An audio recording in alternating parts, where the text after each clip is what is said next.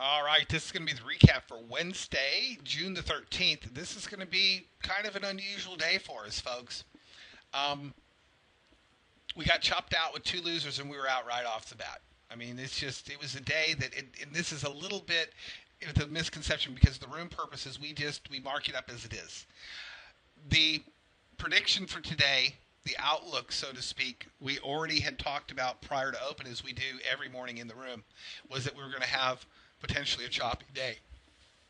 And as a matter of fact, most of our traders were not trading right off the bat. We had some winners after this and some losers.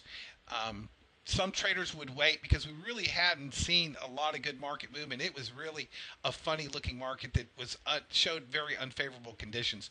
But the market did eventually give up the chop. It broke out here to the upside for a nice move. And then you shouldn't have been doing shorts in a nice, strong, upward trending market. We talked about this being the pivotal area, that if the market was going to change its trend, this is where it did. If it closed back above the large triggers, that we would see more continuation of the upside. If it didn't, we could see movement down. It did close above. I talked about how that entry would have been a little easier than this entry, a little more confirming, but that this was the bar that did plot first, and it was a nice move up. We saw this move coming down. It did close below the mid-band. Again, we talk about pivotal areas. Mid-bands are pivotal areas. Large trigger lines are pivotal areas. Look how it comes down, hits large triggers. Comes down, hits large triggers. Hitting the mid-band. This is an area for trend continuation or trend change. And when you get below the large triggers and you pull back to them, you're also at a pivotal area for either a bounce for trend continuation down, or if it closes back above them, continuing the trend up. It did not go back above the large triggers and it came down, plotted as a short signal, and it was nice and successful to the downside. We crossed back over the large triggers, back over the mid-band, losing trade to the upside here, but it pulls back to the large triggers. Again, what did I say? Pivotal area here. If it closes back below the large triggers, anticipate more down. If it doesn't, we could see more up.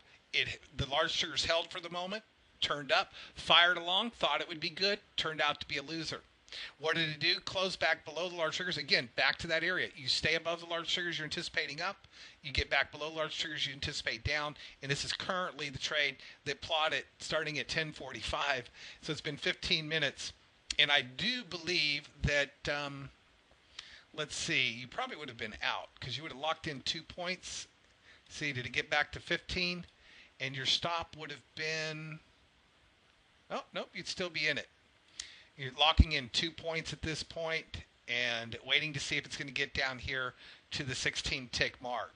By the money management strategy, once it gets to 12 ticks, you lock in 2 points. If it gets to 16 ticks, we'll move the stop loss to 15. You either get filled at 16 or taken out with 15. But that's how it played today. You can see the market did eventually open up. Typically, the first hour of the market is the best. In this case, it was not. The second hour was better. And even into the last half hour before we ended the broadcast, was not too bad either.